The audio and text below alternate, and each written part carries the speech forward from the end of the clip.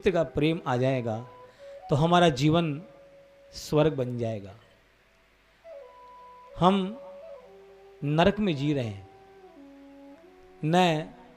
अरे एक पिता के माता पिता के एक मकान में 5 बेटों का परिवार रहता है। वो 5 बेटों का परिवार आपस में 24 घंटे साथ में रहने के बाद में भी नहीं बोल पाता। उनको आपस में बात किए हुए महीनों महीनों निकल जाते हैं। एक जगह एक छत के नीचे रहते हैं, लेकिन वो इस द्वेषता के कारण, इस परायेपन के कारण भाई भाई से नहीं बोलता है। ऐसी स्थिति आ गई है मेरे भाई बहन। मैं तो यही अनुरोध करूंगा और आप भी भागवत भगवान से यही अनुरोध करें कि उस प्रेम की वापस स्थापना हो जाए। और उस प्रेम में समय की कल्पना तो करके देखो। पहले के ज़माने में जब 5 मेंबर घर में रहते थे, कितना हिल मिल करके समय पास होता था मालूम नहीं चलता है। और आजकल अकेला अपनी उस 4 दीवारी में बैठा रहता है, किसी से जाकर के बात करने की स्थिति में नहीं है, क्योंकि वो प्रेम की परिभाषा नहीं जानता है। तो सच्चा प्रेम उत्पन्न हो जाए, हम सब प्रेम करना सीख जाएं। मैं तो यही आजकल में जहाँ भागवत होती है, मैं तो ये एक ही संदेश देता हूँ, हे प्रभु वापस उस प्रेम को प्रकट कर दो।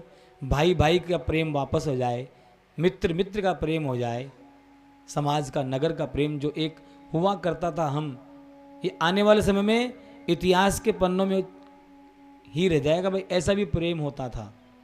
यदि ये स्थिति ऐसी चलती रही ना, तो आने वाले इतिहास के पन्नों में ये शब्द रह जाएंगे कि भाई भाई आपस में प्रेम करते थे। क्योंकि उस जमाने में तो जब हम ये वर्तमान में ये समय देख रहे हैं, तो आने वाले समय में तो भाई भाई को प्रेम करेगा कहाँ से? वो तो शत्रुता लेकर के पैदा होगा जन्म से ही।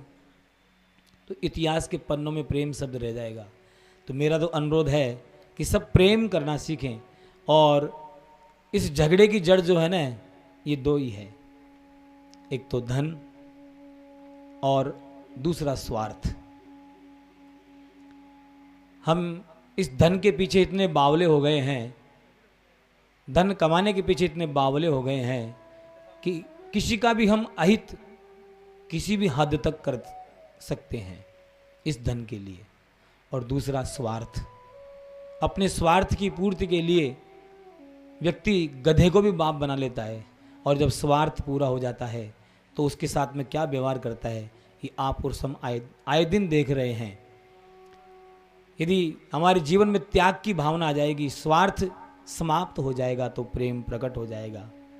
तो इस धन के पीछे दौड़ना बंद कर दो और स्वार्थ का त्याग कर दो।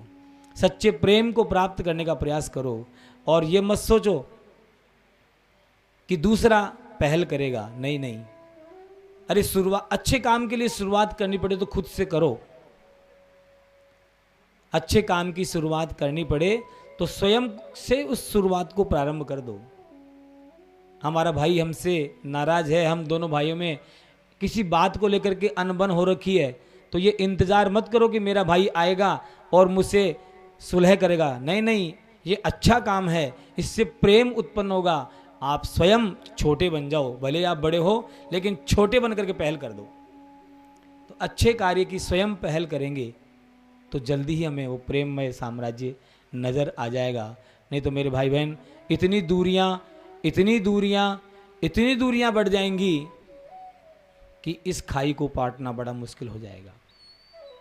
तो आज बलराम जी महाराज के हृदय में भी ये भाव आ गया कि कृष्ण मुझसे छुपा रहा है, कि ये मणि मुझको नहीं देना चाहता। भगवान कृष्ण बलदाऊ के भाव को जान गए हैं और उन्होंने द्वारिका में जाकर के और ध्यान लगाया कि मणि किसके पास में है। मालूम चला कि मणि तो अक्रूर जी महाराज लेकर के काशी में गए हुए हैं।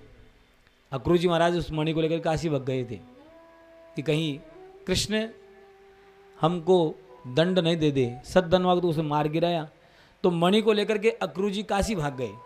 देखो ऐसे ऐसे महान लोग